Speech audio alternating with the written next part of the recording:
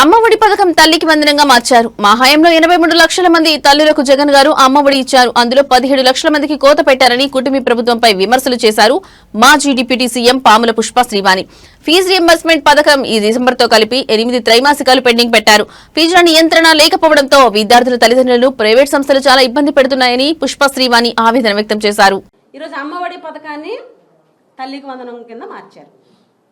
గతంలో జగన్మోహన్ రెడ్డి గారి ప్రభుత్వంలో 83 లక్షల మంది తల్లులు ఉన్నారు. As per records, government records ప్రకారం 83 లక్షల మంది తల్లులు ఉన్నారు. ఈ రోజు మీరు తల్లికి వందనం ఇచ్చింది కేవలం 66 లక్షల మంది తల్లులకు మాత్రమే ఇచ్చారు. అంటే సుమారుగా 17 లక్షల మంది తగ్గిపోయారు. పోనీ ఆ 66 లక్షల మందికైనా పూర్తిగా ఇచ్చారా?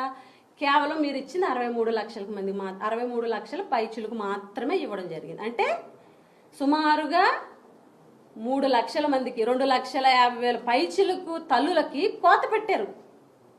అంటే మీరు రిలీజ్ చేసిన బడ్జెట్ 10,090 కోట్లు, అందులో మీరు ఇచ్చిందంతా 8,002 కోట్లు, 8,200 కోట్లు. అంటే సుమారుగా 1,800 కోట్ల రూపాయలు కోత విధించారు. దీనికి సమాధానం చెప్పండి. అందరి తల్లులకి ఇస్తామని చెప్పింది ఎలక్షన్కి ముందు మీరే కదా. కానీ ఈరోజు ఎందుకు కోత విధించారని మేము ప్రశ్నిస్తున్నాం. దానికి సమాధానం ఉండదు.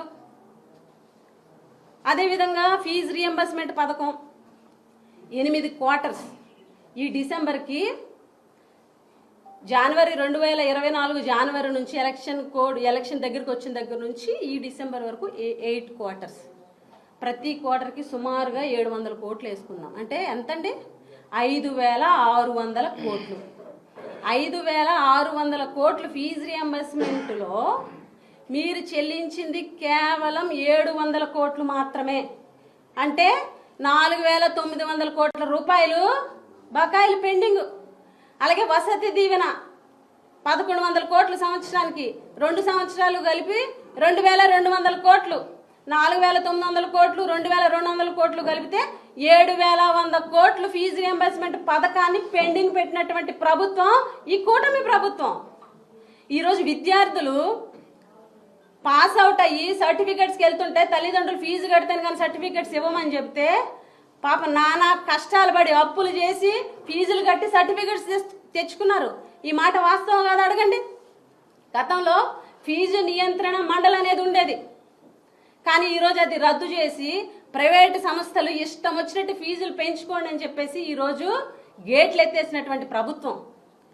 ఒక ఎంప్లాయీ మన నాతో చెప్పారు, అమ్మ గతంలోని నా కొడుక్కి 50,000 రూపాయలు ఫీజు కట్టాను, ఈరోజు 75,000 రూపాయలు చేశారు సడన్గా అని చెప్పారు. అంటే 50% ఫీజు పెంచేశారు. ఎందుకంటే ఫీజులకు సంబంధించినటువంటి నియంత్రణ కమిటీ అనేది లేదు కాబట్టి. ఈరోజు పిప్పి పీలుస్తున్నారు, రక్తం పీలుస్తున్నారు పేద తల్లిదండ్రుల దగ్గర.